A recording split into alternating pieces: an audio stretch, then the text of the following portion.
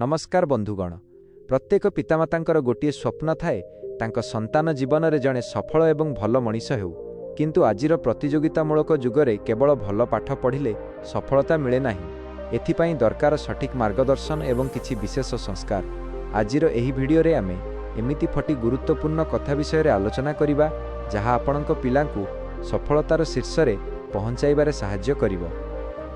1. समयानुवर्तिता और श्रृंखला value of time discipline. सफलतार प्रथम पाहाच हेउछि श्रृंखला। पिलाटी दिनरू जदि संतान समयर मूल्य बुझीपारे तेबे ताकु दुनियार कौनसी शक्ति अटकाई पारिबो नाही। कौन करिवे? पिलांक पई एक निर्दिष्ट दिनचर्या रूटीन प्रस्तुत करंतु। सोइबा, उठिबा, खेलिबा एवं पढ़िबा पई सठिक समय निर्धारण करंतु। पिलांकु सिखांतु जे जेउ व्यक्ति समय को सम्मान दिए समय ताकु सम्मान दिए।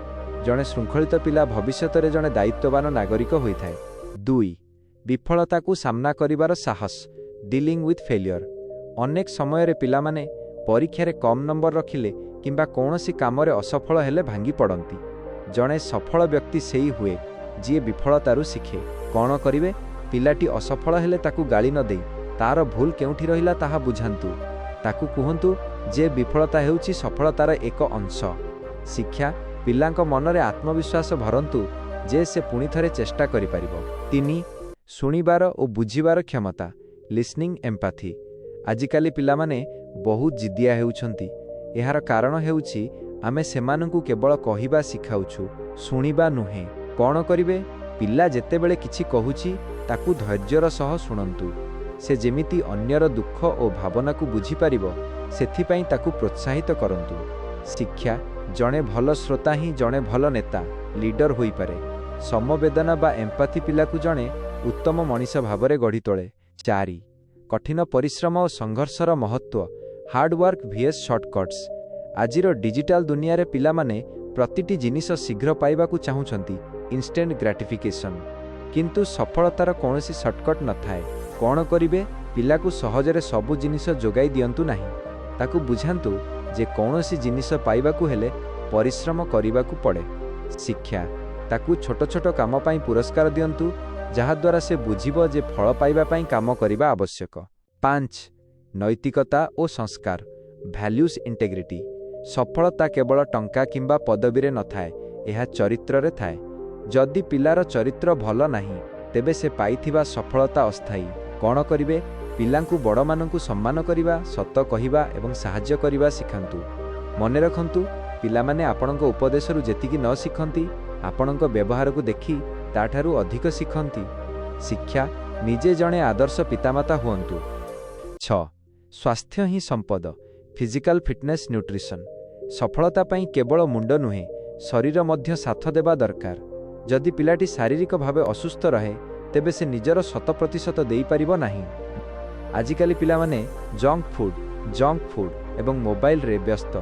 एहा द्वारा सेमानंकर एकाग्रता कमी जाए एवं शरीर अलसुआ होई जाए। आपणक भूमिका पिला को प्रतिदिन अति कमरे 1 घंटा बाहर खेलिबाकू किंबा जोग व्यायाम करिबाकू प्रोत्साहित करंतु। ताकू पुष्टिकर खाद्यर महत्व बुझांतु।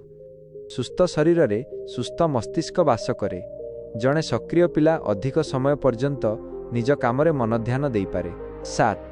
आत्मविश्वास और निज उपरे भरोसा सेल्फ कॉन्फिडेंस। जीवन रे सबुठारु बड़ शक्ति हेउछि आत्मविश्वास। जदि पिलाटी निज उपरे विश्वास रखिबो तेबे से दुनियार सबुठारु कष्टकर काम को सहजरे करि परिबो। पिलाटी को केबे भी अन्य पिलांक सह तुलना करी ताकू नीच देखांतु नाही। तू किछि पारिबुनी एही गोटिए वाक्य पिलार भविष्यत नष्ट करि देई पारे।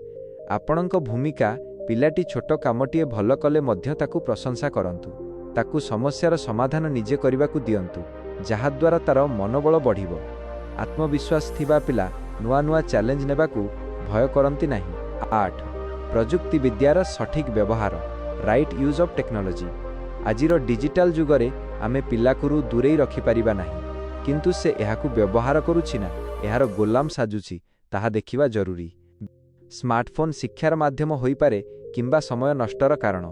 पिलाटी यूट्यूब रे केवल कार्टून देखुछि ना किछि नुआ ज्ञान आहरण करुछि ताहा उपरे नजर रखंतु। आपणक भूमिका पिलाकू कोडिंग नुआ भाषा शिखिबा किंबा ज्ञानकोश ଏନସାଇକ୍ଲୋପିଡ଼ିଆ ଭଳି ଶିକ୍ଷଣୀୟ ଆପ୍ ବ୍ୟବହାର କରିବାକୁ ଶିଖାନ୍ତୁ। ଟେକ୍ନୋଲୋଜିର ସଠିକ୍ ବ୍ୟବହାର ଜାଣିଥିବା ପିଲା ଆଗାମୀ ଭବିଷ୍ୟତରେ ସବୁଠୁ ଆଗରେ ରହିବେ। 9 ସଙ୍ଗତ ଏବଂ ପରିବେଶ ଏନଭାୟରମେଣ୍ଟ କମ୍ପାନୀ। ଗୋଟିଏ ପୁରୁଣା କଥା ଅଛି, ମୋତେ ତୁମ ସାଙ୍ଗମାନଙ୍କ ବିଷୟରେ କୁହ, ମୁଁ ତୁମ ଭବିଷ୍ୟତ କହିଦେବି। ପିଲାଟି କେଉଁମାନଙ୍କ ସହ ମିଶୁଛି ତାହାର ପ୍ରଭାବ ତାର ଚରିତ୍ର ଉପରେ ପଡ଼େ। ଖରାପ ସଙ୍ଗତ ପିଲାକୁ ବିପଥଗାମୀ କରିପାରେ। ଘରର ପରିବେଶ ମଧ୍ୟ ଶାନ୍ତ ଏବଂ ଶିକ୍ଷଣୀୟ ହେବା ଆବଶ୍ୟକ। ଆପଣଙ୍କ ଭୂମିକା ପିଲାର ସାଙ୍ଗମାନଙ୍କୁ ଜାଣିବାକୁ ଚେଷ୍ଟା କରନ୍ତୁ, ତାକୁ ଭଲ ବହି ପଢ଼ିବାକୁ ଦିଅନ୍ତୁ ଏବଂ ମହାପୁରୁଷଙ୍କ କାହାଣୀ ଶୁଣାନ୍ତୁ। ମନେ ରଖନ୍ତୁ, ପିଲାଟି ଆପଣଙ୍କ ଘରେ ଯାହା ଦେଖିବ ସେଇଆ ହିଁ ଶିଖିବ। ଭଲ ସଙ୍ଗତ ଏବଂ ସକାରାତ୍ମକ ପରିବେଶ ପିଲାକୁ ସବୁବେଳେ ଉନ୍ନତି କରିବା ପାଇଁ ପ୍ରେରଣା ଦେଇଥାଏ। 10 ପିତାମାତାଙ୍କ ନିଜସ୍ୱ ଆଚରଣ ଲିଡିଂ ବାଇ ଏକ୍ସାମ୍ପଲ। ସନ୍ତାନ ପାଇଁ ସବୁଠାରୁ ବଡ଼ ଶିକ୍ଷକ ତାର ପିତାମାତା। ପିଲାମାନେ ସେଇଟା କରନ୍ତି ନାହିଁ ଯାହା ଆପଣ ତାଙ୍କୁ କହନ୍ତି, ସେମାନେ ସେଇଟା କରନ୍ତି ଯାହା ଆପଣଙ୍କୁ କରିବାର ଦେଖନ୍ତି। ଯଦି ଆପଣ ପିଲାକୁ ମୋବାଇଲ ଛାଡ଼ି ବହି ପଢ଼ିବାକୁ କହୁଛନ୍ତି କିନ୍ତୁ ନିଜେ ସବୁବେଳେ ଫୋନରେ ବ୍ୟସ୍ତ ରହୁଛନ୍ତି, ତେବେ ପିଲା କେବେ ବି ଆପଣଙ୍କ କଥା ମାନିବ ନାହିଁ। ଯଦି ଆପଣ ଚାହୁଁଛନ୍ତି ଆପଣଙ୍କ ପିଲା ସତ କହୁ, ତେବେ ଆପଣଙ୍କୁ ମଧ୍ୟ ପିଲା ସାମ୍ନାରେ ସତ କହିବାକୁ ପଡ଼ିବ। ଆପଣଙ୍କ ଭୂମିକା, ଆପଣ ପିଲା ଭିତରେ ଯେଉଁ ଗୁଣ ଦେଖିବାକୁ ଚାହୁଁଛନ୍ତି ପ୍ରଥମେ ସେହି ଗୁଣ ନିଜ ଭିତରେ ପ୍ରକାଶ କରନ୍ତୁ। ତା ସାମ୍ନାରେ ଅନ୍ୟକୁ ସମ୍ମାନ ଦିଅନ୍ତୁ, ସମୟର ଅପଚୟ କରନ୍ତୁ ନାହିଁ ଏବଂ ଜୀବନ ପ୍ରତି ଏକ ସକାରାତ୍ମକ ଦୃଷ୍ଟିକୋଣ ରଖନ୍ତୁ। ଯେତେବେଳେ ପିଲାଟିଏ ନିଜ ଘରେ ଜଣେ ଆଦର୍ଶ ବ୍ୟକ୍ତିଙ୍କୁ ରୋଲ ମଡେଲ ଦେଖେ, ତାକୁ ବାହାରେ କାହାକୁ ଖୋଜିବାକୁ ପଡ଼େ ନାହିଁ। ଏହି ଶିକ୍ଷା ତା ଜୀବନର ମୂଳଦୁଆକୁ ଏତେ ମଜବୁତ କରିଦିଏ ଯେ ସେ ଯେକୌଣସି ପରିସ୍ଥିତିରେ ବିଜୟୀ ହୋଇଥାଏ।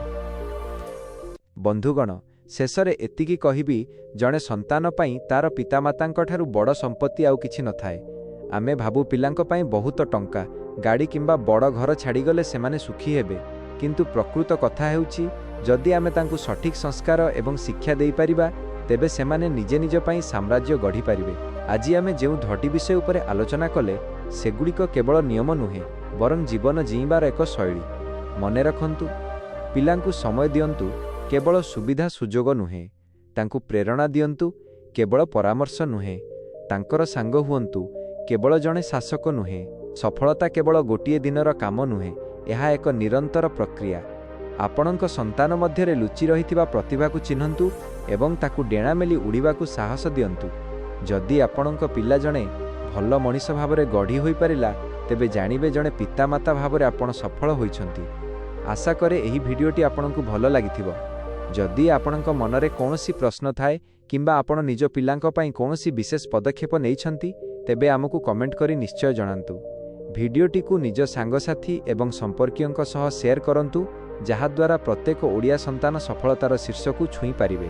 ଏମିତି ଆହୁରି ପ୍ୟାରେଣ୍ଟିଂ ଟିପ୍ସ ଏବଂ ମୋଟିଭେସନାଲ ଭିଡ଼ିଓ ପାଇଁ ଆମ ଚ୍ୟାନେଲକୁ ସବସ୍କ୍ରାଇବ୍ କରନ୍ତୁ ଏବଂ ପାଖରେ ଥିବା ଘଣ୍ଟିକୁ ଦବାନ୍ତୁ। ପୁଣି ଦେଖାହେବ ଏକ ନୂଆ ଏବଂ ଶିକ୍ଷଣୀୟ ଭିଡ଼ିଓରେ। ସେ ପର୍ଯ୍ୟନ୍ତ ନିଜର ଏବଂ ନିଜ ପରିବାରର ଯତ୍ନ ନିଅନ୍ତୁ। ଜୟ ଜଗନ୍ନାଥ।